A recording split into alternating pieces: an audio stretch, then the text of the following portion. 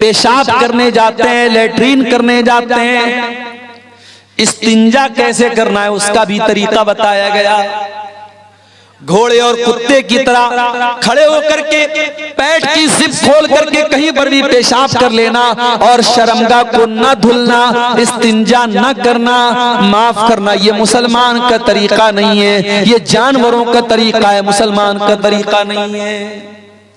हजरत सलमान फारसी रजी अल्लाह ताला अन्हु के पास एक मर्तबा यहूदी आए और यहूदियों ने आकर के मजाक उड़ाते हुए कहा कि ऐ सलमान फारसी, तुम्हारे नबी ने तो तुम्हें सब कुछ सिखाया है, तो ये भी सिखाया होगा पेशाब कैसे किया जाए, पखाना कैसे किया जाए।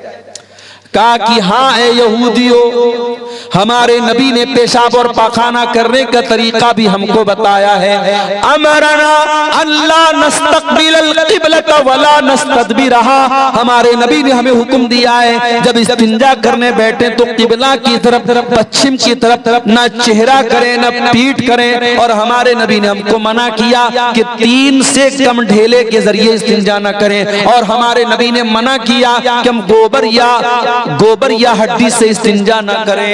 ये 3 हुक्म हमारे नबी ने तो हमें पेशाब और पाखाना करने का दिया है। गोया यहूदी तो मजाक उड़ाने के लिए आए थे, मगर सलमान फारसी ने जवाब दे दिया कि ऐ यहूदियों, तुम सही कह रहे हो, हमारे नबी ने हमारे लिए कोई चीज नहीं छोड़ी, हमारे नबी ने हमें पेशाब और पाखाना करने का तरीका भी हमको बताया।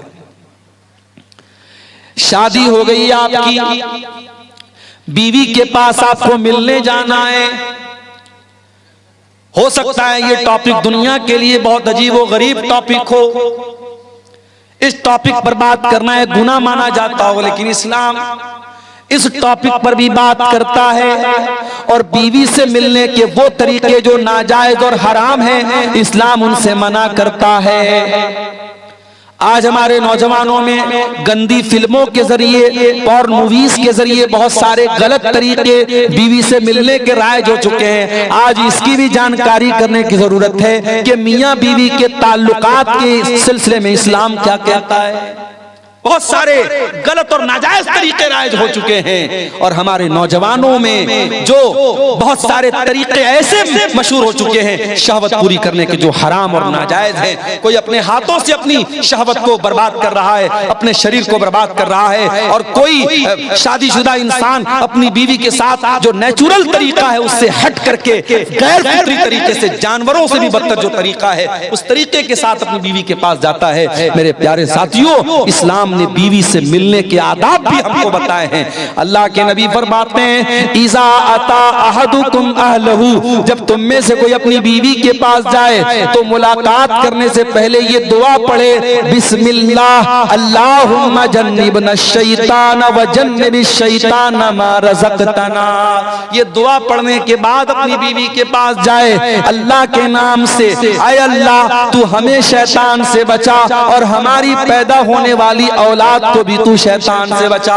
अल्लाह के प्यारे नबी फरमाते हैं, अगर कोई ये दुआ पढ़ने के बाद बीवी से मुलाकात करेगा, अगर औलाद पैदा होगी, अगर अल्लाह ने मुकद्दर में औलाद लिखी है, तो शैतान उस औलाद को नुकसान नहीं पहुंचाएगा। बड़ी छोटी सी दुआ है, लेकिन आज हम में से बहुत सारे लोग बड़े दीनदार हैं, मगर ये छोटी छोटी बातें हैं। मेरे प्यारे साथियों, इस्लाम तो हमें बीवी से मिलने के आदाब भी हमको बताता है। और आगे बढ़िए, शादी ब्याह उसको हमने बिल्कुल खारिज कर दिया इस्लाम से। चाहे आपके इस इलाके की अंसारी बरादरी हो, चाहे हमारे बनारस के अंसारी समाज के लोग हों, चाहे आपके कटिहार के शेरशाबादी समाज के लोग हों, मुसलमानों में शादी में बहुत सारी फजूल किस्म की रस्म रिवाज आ गई। कहीं जहेज धड़ल्ले से चल रहा है, बाकायदा डिमांड हो रही है। हमारे पहचान के एक साहब हैं, वो बिहार, एक बेतिया एक जगह है बिहार में, बेतिया के रहने वाले, कई बेटियां हैं उनकी, सरकारी टीचर हैं। तो एक मर्तबा उनकी किसी बेटी का रिश्ता लगा, तो मैंने पूछा कि मास्टर साहब आपकी बेटी का जो रिश्ता लगा है लड़का क्या करता है? तो कहा कि लड़का राजगीर का काम करता है, जो मकान वगैरह बनता है मिस्त्री का काम करता है। तो जाहिर है मिस्त्री का काम करता है तो एक लेबर क्लास का ही काम है, कोई बहुत हाई फाई काम तो नहीं है। तो उन्होंने कहा, रोते हुए कहा, बड़े दर्द के साथ कहा कि मौलाना साहब राजगीर का काम करता है वो लड़का, लेकिन 5 लाख रुपए की डिमांड किया है उसने जहेज में। क्या कहेंगे आप? जितना क्वालिफाइड दामाद है उसी के हिसाब से डिमांड हो रही है, और जहेज मांगने वाला भी पक्का मुसलमान और जहेज देने वाला भी पक्का मुसलमान। मेरे प्यारे साथियों, नबी के दौर में हजारों शादियां हुई, नबी ने 11-11 शादियां की, नबी ने 4 बेटियों की शादी की, सहाबे किराम ने निकाह किया। न वहां बारात था, न वहां जहेज था, न वहां मंगनी की रस्म थी, न वहां हल्दी की रस्म थी। बड़े सिंपल तरीके से निकाह हो जाता था। हमारे यहाँ आज शादी ब्याह में पूरा का पूरा सिस्टम ही गड़बड़ है। बस एक काम सुन्नत के मुताबिक होता है, बल्कि वो भी सुन्नत के मुताबिक नहीं होता है। निकाह पढ़ाने के लिए हम मौलवी साहब को बुलाते हैं, और मौलवी साहब बेचारे आते हैं और बाकायदा लड़का के पास निकाह कबूल कराने के पहले लड़की के पास जाते हैं और लड़की से कबूल करवाते हैं। हमारे बनारस में भी ये रिवाज है। मैं तो कई बार तकरीरों में बोल चुका हूं कि भाई लड़की के पास काजी साहब मौलवी साहब को जाकर के कबूल करवाने की कोई जरूरत नहीं है। इस्लाम में लड़की को कबूल नहीं करना है, कबूल करने का काम लड़के को करना है। अभी कल की बात मैं आपको बताऊं, बनारस में एक निकाह पढ़ाना था। हमारे एक दोस्त की बहन की भाई की शादी थी, निकाह पढ़ाने में गया तो अब वो सिस्टम तो वही था, लड़की के यहाँ भी जाना था, पर्दा लगा हुआ था, उधर लड़की बैठी है। अब फला बिनते फला आपका निकाह फला के साथ हो रहा है, क्या आपको कबूल है? लड़की अंदर से रो रही है, बेचारी तड़प रही है। उसकी माँ समझा रही है, चची लोग समझा रही, बेटा बोल दे बोल दे बोल दे। बड़ी देर के बाद लड़की बोलती हाँ कबूल है। अच्छा भाई, निकाह नामा में लेकर के गया था मैंने, उसमें बता दिया भाई लड़की की यहाँ साइन करा लो, सिग्नेचर करा लो। अब निकाह नामा जब अंदर से आया बाहर तो देखा इतनी बड़ी सी पेन उसके साथ, खूबसूरत सी पेन, उस पर जो है नग वगैरह जड़े हुए हैं और मोर का पंख लगा हुआ है, और उस पर इंग्लिश में कुछ लिखा हुआ है। मैंने देखा तो लिखा तो कबूल है, उस पेन के ऊपर लिखा हुआ है कबूल है। तो आजकल ये ड्रामेबाजी चल रही है। दुल्हन के लिए बाकायदा ऐसा दुपट्टा आ रहा है, दुपट्टे पर लिखा रहता फलाने की दुल्हन, अब्दुल्ला की दुल्हन, अब्दुर्रहमान की दुल्हन। यानी जब तक वो बेचारी दुपट्टा नहीं पहनेगी लोग नहीं समझेंगे कि किसकी दुल्हन है, किसी और की दुल्हन समझ लेंगे उसको। अजीब व गरीब तमाशे हो रहे हैं। नकाब पहन करके लड़कियां आजकल चलती हैं, नकाब के ऊपर एक पट्टी बनी है, पट्टी पर क्या लिखा? इस्लाम की शहजादी। अरे कैसी तू शहजादी है रे, कैसी शहजादी है तू नकाब की को बदनाम कर रही है। अगर वाकई में तो इस्लाम की शहजादी है तो अपने इस नकाब को सिंपल कर ले। आज देहातों में बहुत सारी जगहों पर देखते हैं नकाब के ऊपर लाइट लगी है, खूबसूरत सी लाइट लगी चमक रही। अरे भाई नकाब के ऊपर लाइट का क्या काम है? तो ये सब ढकोसलेबाजी हम कर रहे हैं मेरे प्यारे साथियों। माफ करना, इस्लाम इन ढकोसलेबाजियों का नाम नहीं है। इस्लाम बड़ा सिंपल दीन है। दूसरे के तरीके पर और दूसरों के नक्शे कदम पर चलने की कोशिश मत करो मेरे प्यारे साथियों। अल्लाह के नबी ने फरमाया लतत्तबिउन्ना सुनन मन कान क़ब्लकुम शिब्रम बिशिब्रिन व ज़िराम बिज़िरा। ऐ मेरी उम्मत के लोगों, तुम अपने से पहले के लोगों के तरीके पर चलोगे। अगर वो एक बालिस्त चले तो तुम भी एक बालिस्त चलोगे, अगर वो एक हाथ चले हैं तो तुम भी एक हाथ चलोगे। हत्ता लौ सलकू जो रज़ब बिन सलकतुमू। अगर तुमसे पहले के लोग किसी जानवर के बिल में चले जाएंगे तो तुम भी बिल में चले जाओगे। अंधी तकलीद दूसरों की करने की वजह से आज हमारी कौम मेरे प्यारे साथियों बर्बाद हो। और आगे बढ़िए, इस्लाम में पूरे के पूरे दाखिल हो जाओ। हाजी साहब मस्जिद में गए, मौलवी साहब से नमाज का तरीका तो पूछ लिया, मस्जिद के बाहर आए, अपने सगे भाई की जमीन को हत्या करके बैठ गए, अपने पड़ोसी की जमीन पर नाजायज कब्जा करके बैठ गए। ओ हाजी साहब, ये जमीन आपके साथ तो नहीं जाएगी दुनिया से। ओ मेरे भाई, जिस दिन तुम मर जाओगे ये सारी जमीन तो दूसरों की हो जाएगी, ये सारा माल तो दूसरों का हो जाएगा, सब ठाट पड़ा रह जाएगा जब लाद चलेगा बंजारा। कब्र की 2 गज जमीन के अंदर सबको जाना है, सब छोड़ के जाना है।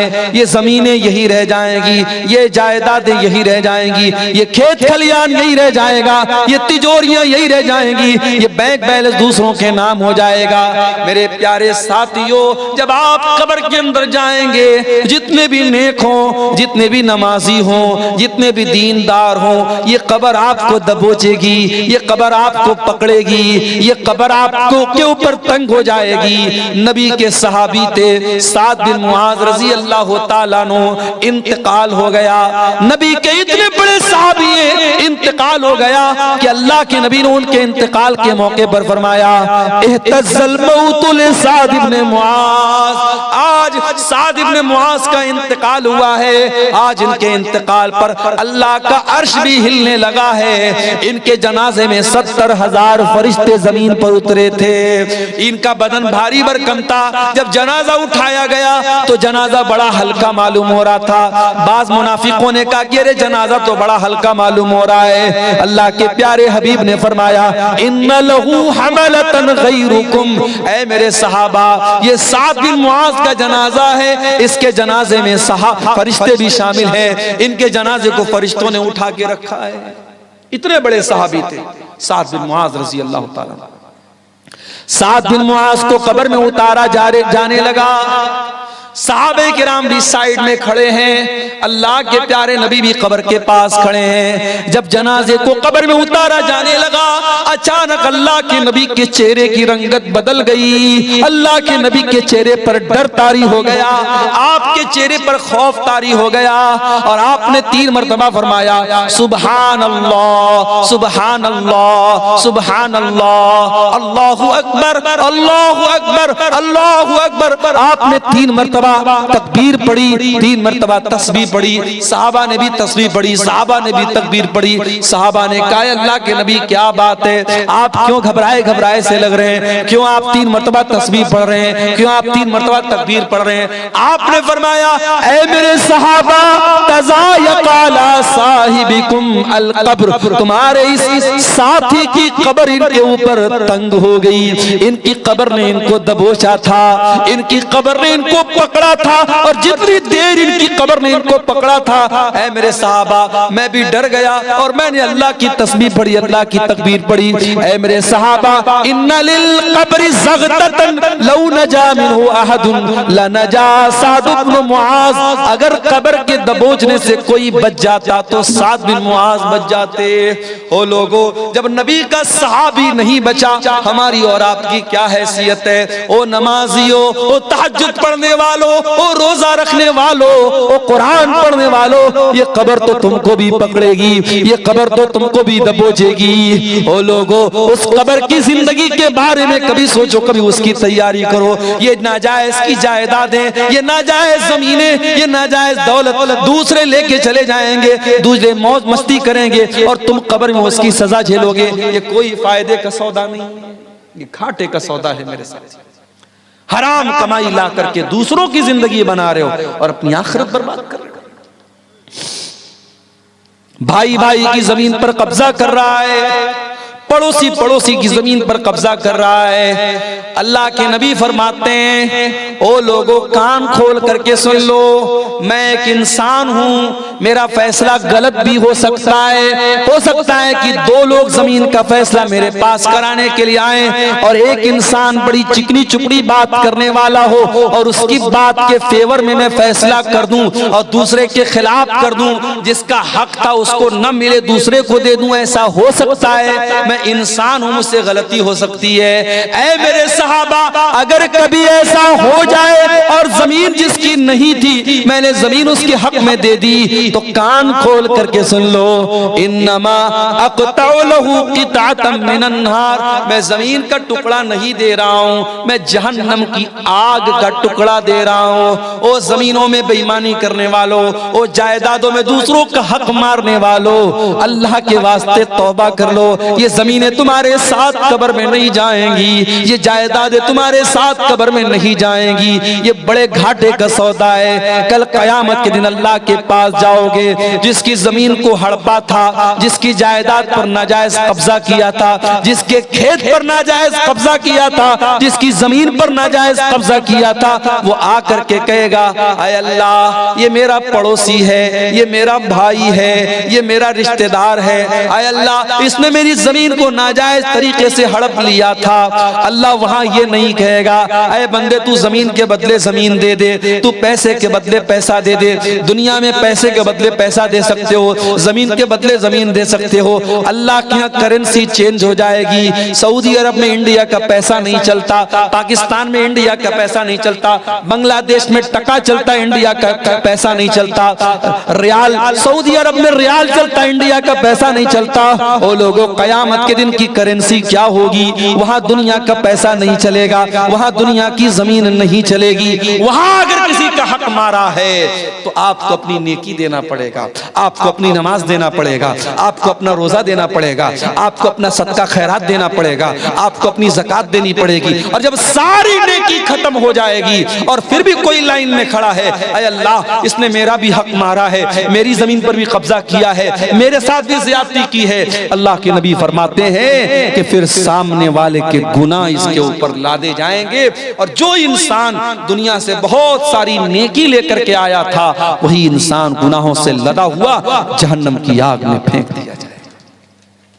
इसलिए मेरे प्यारे साथियों, मैं फिर से वही आयत पढ़ रहा हूं सूरह बकरा की, या अय्युहल्लज़ीना आमनू उदखुलू फिस्सिल्मि काफ़ा, ऐ ईमान वालो इस्लाम में पूरे के पूरे दाखिल हो जाओ। अपने कारोबार में भी मुसलमान बनो, अपनी जमीन जायदाद के मामले में भी मुसलमान बनो, हुकूकुल्लाह के मामले में भी मुसलमान बनो, हुकूकुल इबाद के मामले में भी मुसलमान बनो।